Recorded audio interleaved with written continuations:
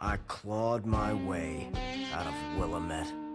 I fought hard to uncover the truth of what happened at that mall.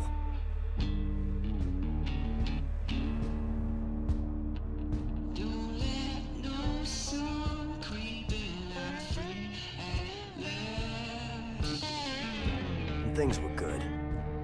Real good.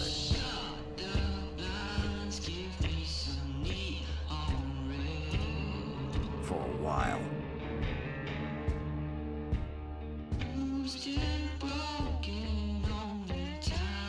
Then, I let things get to me. I let things get out of control.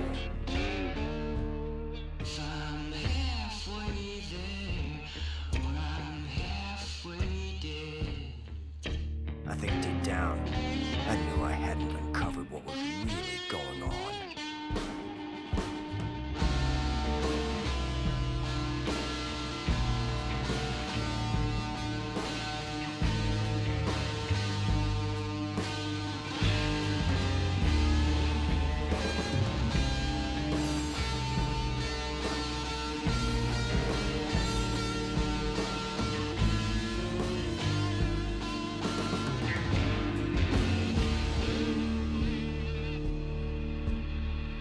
Things got pretty dark. But this is my chance to get back in the game. Hey everybody, this is Buck Ray, and this is my video review of Dead Rising 2 off the record. I'm playing it on the 360 here.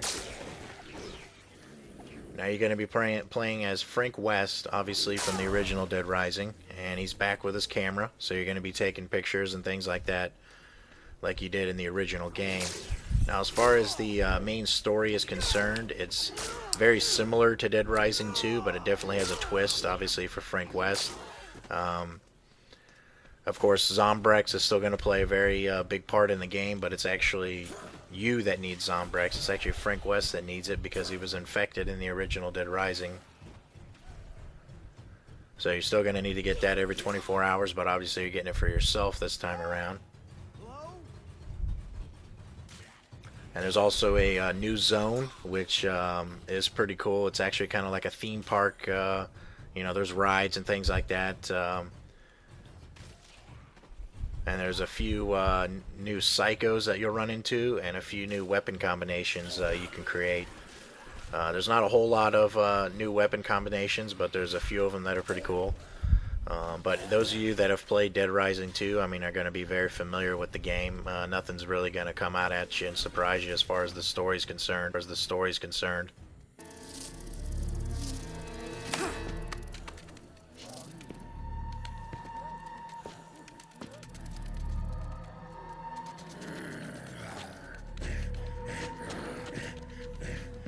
Sure hope this still works.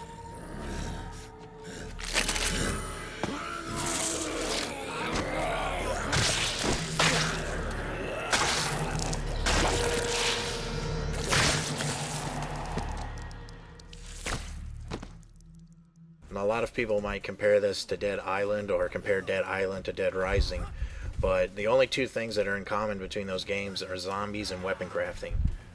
I mean, they're two completely different games. I mean, one game, you know, Dead Island is more of an RPG. It's more about weapon stats and things like that, and this is more about creating wacky, crazy weapons and just killing tons of zombies and having a blast at it. You know, Dead Rising definitely doesn't take itself as seriously as Dead Island does, for sure. I would have been so...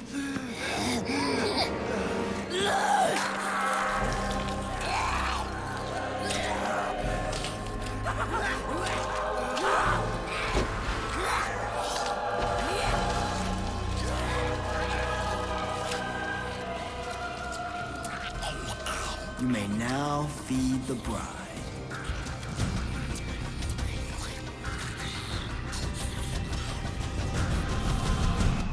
Now, if you've never played Dead Rising before, the basic premise is to stay alive until help arrives, which in this case in the form of the military to come basically rescue you. So you have a few days that you just have to survive until they get there. But in the meantime, the main premise of the story is to clear the name of an organization called Cure, who is basically being framed for the zombie outbreak here. And I won't go into any details or anything like that to ruin the plot for you, but that's the basic premise. And of course, as you're playing, there's going to be these side quests come up. Now, they're completely optional. You don't have to do these, but the main quest you have to do before the timer runs out. Everything is time specific to get everything in the few days that you're going to be there. So basically, if you don't complete one of the main missions in the time they've given you to complete it in, and you fail that, you can't continue on with the main story. That's pretty much where it'll end for you. So you got to just keep track of the time of the main quests and make sure you get those done in time, like I said, or you're going to be out of luck if they expire and you won't be able to continue the main story.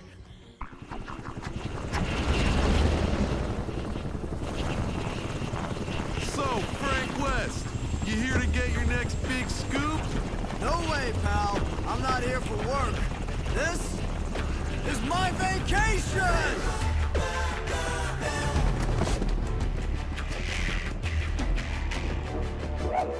Now, one of the cool additions to Dead Rising 2 off the record is the inclusion of the Sandbox Mode. Now, pretty much what this means is you get set in the game world and you pretty much do whatever you want. There's no time limit, there's no main quests to finish, nothing like that. So you can just let off some steam and pretty much explore and do anything you want here. They also have these challenges spread throughout Sandbox Mode here that you can accept if you want, and they're pretty much things like kill this certain amount of zombies in this certain amount of time, you know, things like that. And when you complete those, you gain XP and obviously cash. Now, the coolest thing about Sandbox Mode is everything you earn, the cash and XP, can be transferred over into your single-player campaign, which, you know, is awesome because, I mean, you come in here, you earn a bunch of money, blowing off some steam, XP, you carry it over in there. You gain a few levels here, you gain it a few in your single-player campaign. So it's pretty cool that they got it intertwined like that.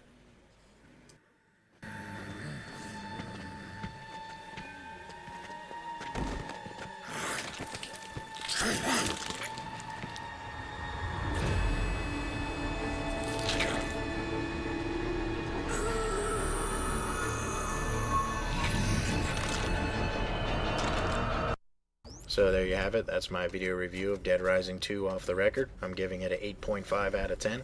For those of you that have never played Dead Rising 2, you know, you can't beat this for $40. It's a great game. For those of you that, you know, maybe own Dead Rising 2 and are looking for some more time in Fortune City, then I recommend picking it up.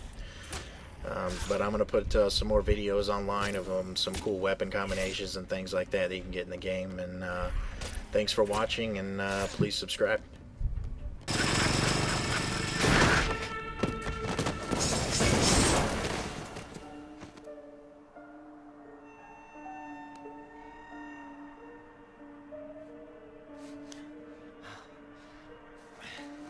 Katie.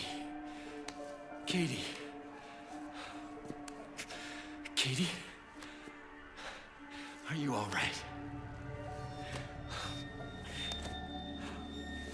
Katie.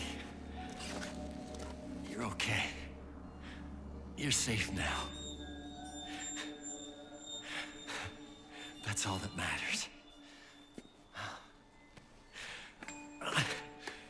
That's all that matters. I can't imagine what I would do if anything ever happened to you. Man, that guy was a few screws short of a workbench.